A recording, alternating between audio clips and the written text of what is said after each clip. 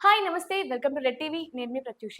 ప్రస్తుతం మనతోని BRS party Khairatabad incharge Mannam Govardhan Reddy garu మనతో ఉన్నారు. సార్‌తో మాట్లాడి మన విషయాలు తెలుసుకునే ప్రయత్నం చేద్దాం. నమస్తే సార్. నమస్తే ప్రత్యూష గారు. సార్ జూబ్లీ హిల్స్ ఉప ఎన్నిక రాబోతుంది. మరి 3 పార్టీలు గూడా హోరాహోరీగా ఉన్నాయి. మేమంటే మేము అంటూ గూడా దానికి రెడీ అయినట్లున్నారు. మరి ఏ పార్టీ గెలిచే అవకాశం ఉందంటారు? మన చనిపోయిన మాగంటి గోపినాథ్ గారు ఏ పార్టీలో ఉండేయండి? BRS BRS. పార్టీలో ఉండే. యెస్. 100కి 100% బీఆర్ఎస్ పార్టీ గెలుస్తది. హ్మ్. ఎందుకు గెలుస్తదంటే 3 సార్లు మాగంటి గోపినాథ్ గారు మంచి ప్రజలతో సత్సంబంధం ఉండే. హ్మ్. అధికార పార్టీ 10 సంవత్సరాలు ఉన్నప్పుడు అధికార పార్టీకి సంబంధించిన అన్ని కార్యక్రమాల్లో చురుగ్గా పాల్గొన్నాడు. ప్రజలకు అందుబాటులో ఉన్నాడు. ప్రజలకు కేటీఆర్ గారు మున్సిపల్ శాఖ మంత్రి ఉండే, హెచ్ఎండీ మంత్రిగా ఉండే. అతనితో ఉన్న సత్సంబంధాలతోటి మంచి డెవలప్‌మెంట్ చేసుకుండు హ్మ్. Jubilee hills. సో, ప్రజలందరూ కూడా గోపీనాథ్ గారిని జ్ఞాపకార్థంతో ఖచ్చితంగా బీఆర్ఎస్ పార్టీకి ఓటేస్తారు. అలాగే కాంగ్రెస్ పార్టీ ఎప్పుడైతే అధికారంలోకి వచ్చి దాదాపు 2 సంవత్సరాలు కావస్తుంది. ఇంకొక 3 నెలలు అయితే 2 సంవత్సరాలు అయితది. హ్మ్. ఈ 2 సంవత్సరాలలో జూబ్లీ హిల్స్ ప్రజలకు, తెలంగాణ ప్రజలు పక్కన పెట్టి జూబ్లీ హిల్స్ ప్రజలకు 1% పని చేయలేదు. హ్మ్. ఇది ఇచ్చిన 6 గ్యారెంటీల హామీలు గాని, 420 హామీలు గాని ఏ ఒక్కటి ఇంప్లిమెంట్ చేయలేదు కాబట్టి ప్రజలందరూ కాంగ్రెస్ పార్టీ మీద, రేవంత్ రెడ్డి మీద బాగా కోపంగా ఉన్నారు. అందుకే బీఆర్ఎస్ పార్టీకి ఓటేస్తారు. ఇక బీజేపీ పార్టీకొస్తే సెంట్రల్‌లో ఉంది. అక్కడున్న ఎవరు కూడా జూబ్లీ హిల్స్‌లో ఇంతవరకు డిపాజిట్ రాలేదు. గతంలో హ్మ్. చాలా సందర్భంలో 2014, 2018, 2023లో పోటీ చేసిన సందర్భం ఉంది గానీ, అక్కడ కనీస డిపాజిట్ కూడా రాని పరిస్థితి. హ్మ్. అట్లాంటి వాళ్ళు గెలవడం అనేది ఇంపాసిబుల్. ఓకే. ప్రజలందరూ కూడా అక్కడ బీజేపీ పార్టీ మీద అసహించుకుంటారు. ఎందుకంటే సెంట్రల్ ఉండి తెలంగాణ రాష్ట్రానికి జూబ్లీ హిల్స్‌కు ఇప్పుడున్న కిషన్ రెడ్డి మంత్రి. మంత్రి ఉండి కూడా జూబ్లీ హిల్స్ కాన్స్టిట్యూన్సీకి 1% పని చేయలేదు. ఏ ఒక్క రూపాయి ఫండ్ తీసుకురాలేదు. డెవలప్‌మెంట్ చేయలేదు. ఏ రోజు జూబ్లీ హిల్స్ ప్రజలకు కనపడలేదు. జూబ్లీ హిల్స్ ప్రజలకు. హ్మ్. అట్లాంటప్పుడు ఎందుకొస్తారు బీజేపీ పార్టీకి? మీ మంచి జరిగినా, చెడు జరిగినా గోపీనాథ్ గారు అందుబాటులో ఉండే. హ్మ్. బీఆర్ఎస్ పార్టీ మంచి కార్యక్రమాలు చేసింది. 10 సంవత్సరాల్లో నంబర్ 1 రాష్ట్రం తీర్చిదిద్దింది. కేసీఆర్ గారి మీద పూర్తి నమ్మకం ఉంది. కేటీఆర్ గారి మీద పూర్తి అర్బన్ ఓటర్స్ మొత్తం కేటీఆర్ గారు మంచి ఇంపార్టెంట్ ఇస్తారు. సో, 100% బీఆర్ఎస్ పార్టీ గెలుస్తది. కారు గుర్తుకు ఓటేస్తారు. మంచి మెజారిటీ మాగంటి గోపీనాథ్ గారికి ఇచ్చిన మెజారిటీ కంటే ఇంకెక్కువ మంచి మెజారిటీ వస్తది. ఓకే. సరే ఇప్పుడు మీరు బీజేపీ పార్టీ అసలు ఎట్టి పరిస్థితుల్లో వచ్చే అవకాశం లేదంటూ చెప్తున్నారు. అయితే ఇప్పుడు మనకి బాగా వినిపిస్తున్న వార్త ఏంటంటే, బీజేపీకి పవన్ కళ్యాణ్ గారు సపోర్ట్ చేస్తున్నారు. ఇక్కడ కూడా వచ్చి తెలంగాణకొచ్చి బీజేపీ పార్టీ తరపున ప్రచారం గూడా చేస్తారు అనే వినిపిస్తున్నాయి. ఒకవేళ పవన్ కళ్యాణ్ గారు బీజేపీ తరపున ప్రచారాలు చేస్తే బీజేపీ విన్ అయ్యే అవకాశం ఉందంటారా?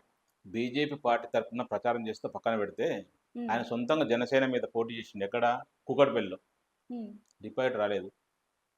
డిపాజిట్ కాదు కాదు ఇంకా అసలు ఇంకా అంతకన్నా 100% లోపల ఓట్లొచ్చినాయి.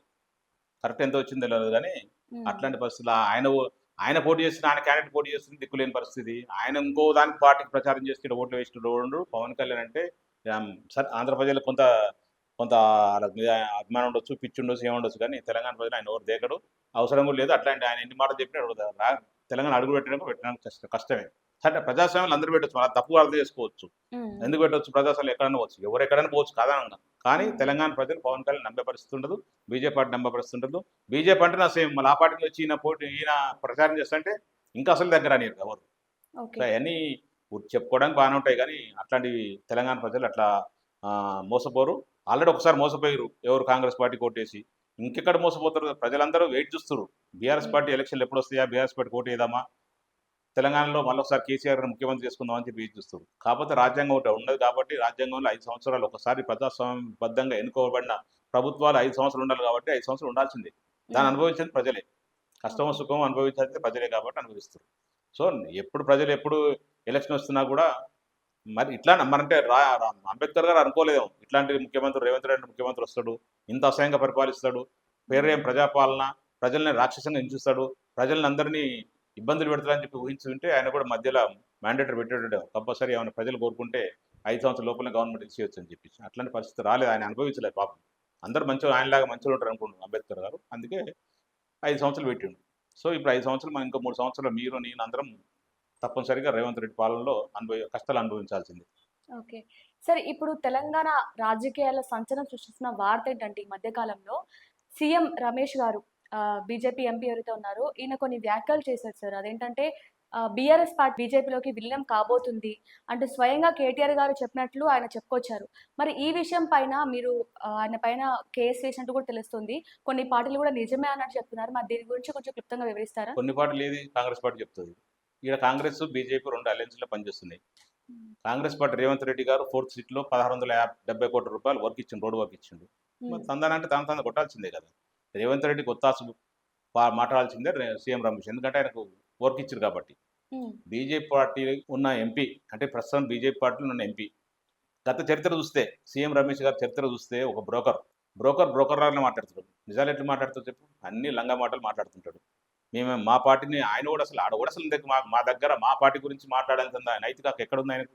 హ్మ్. సీఎం రమేష్ అనేవాడు సారా దందా చేసుకొని పైకొచ్చిన వాడు. బ్రోకర్ దందా చేసి చంద్రబాబు నాయుడు దగ్గర ప్లస్ ఇంకా ఇప్పుడు బీజేపీ దగ్గర బ్రోకర్ పని చేస్తుండు.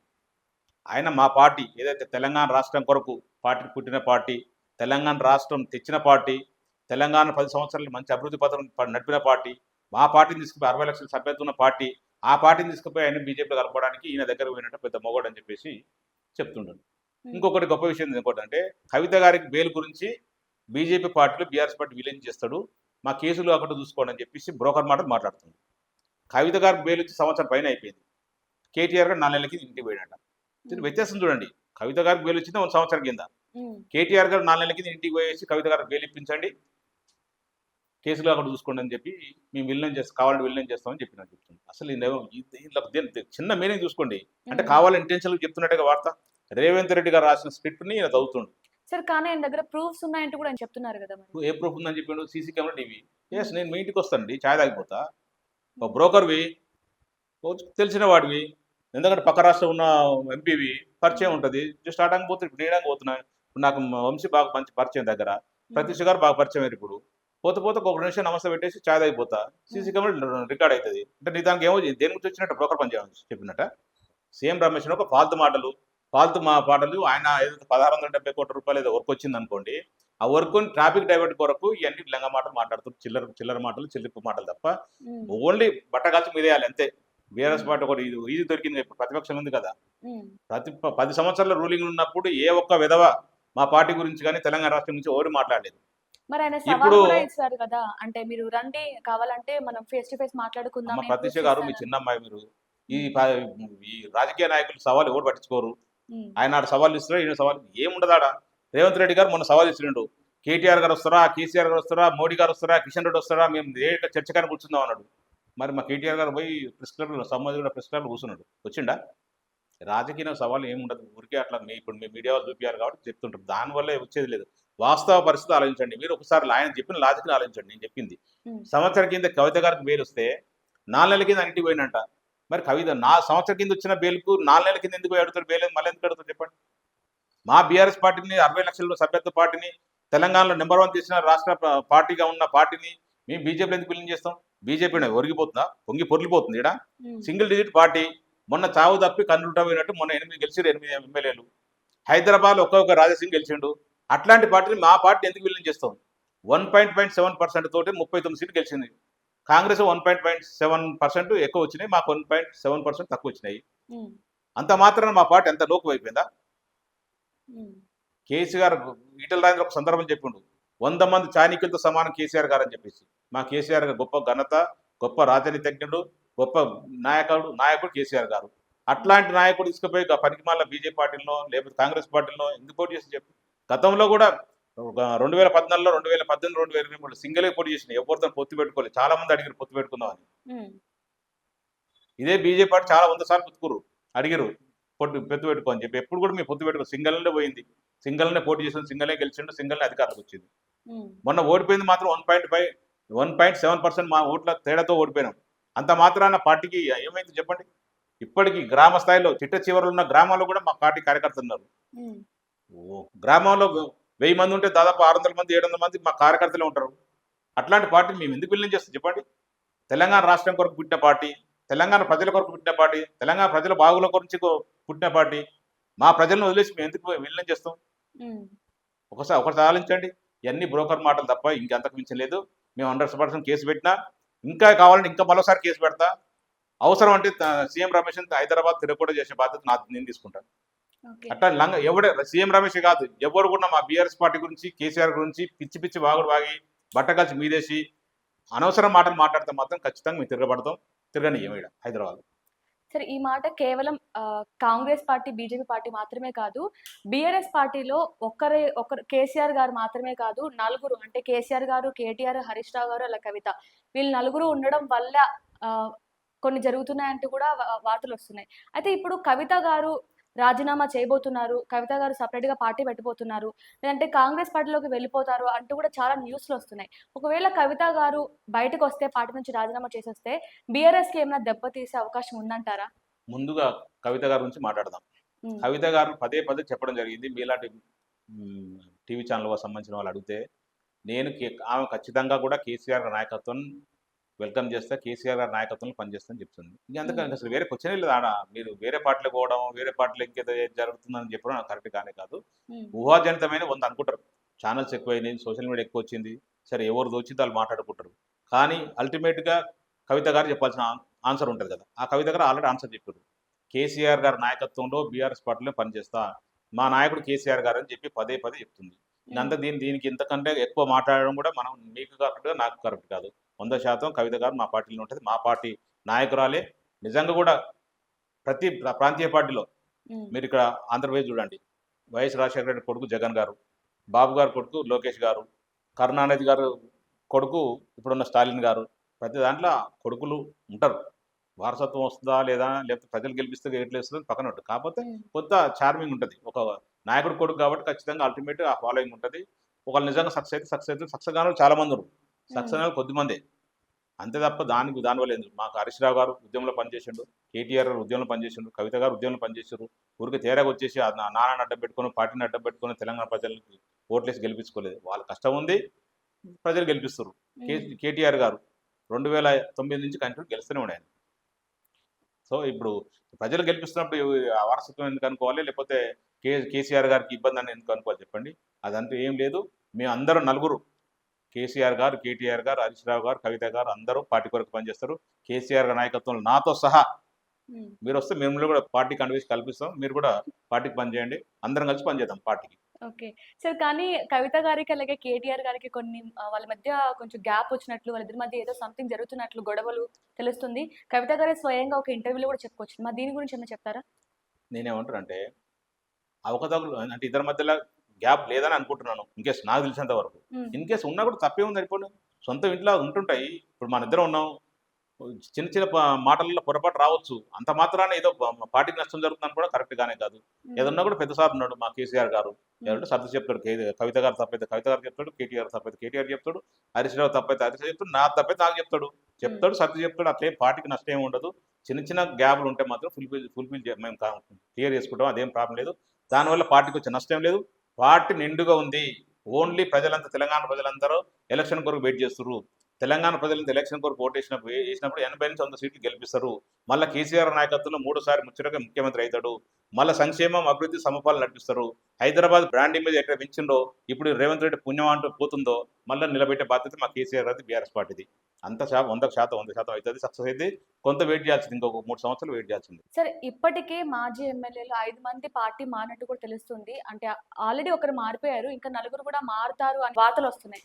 మరి వాళ్ళు మారడం వల్ల, అలాగా పార్టీ నుంచి వెళ్ళిపోవడం వల్ల బీఆర్ఎస్ పార్టీకి ఏమైనా నష్టం కలిగే అవకాశం ఉందంటారా? మాది అంబాసిడర్ కారు. హ్మ్. మేము మంచి స్పీడ్‌లో పోతాం. 120 స్పీడ్‌లో పోతున్నాం. మధ్య మధ్య స్టాప్‌లు వస్తుంటే దిగుతుంటారు. మధ్య మధ్య స్టాప్‌లు ఎక్కుతుంటారు. హ్మ్. అట్లాంటి వాళ్ళు గూగుల్ బాధితులంటే వాళ్ళు. మిగతా వాళ్ళు నలుగురు అన్నారు కదా ఇంకా.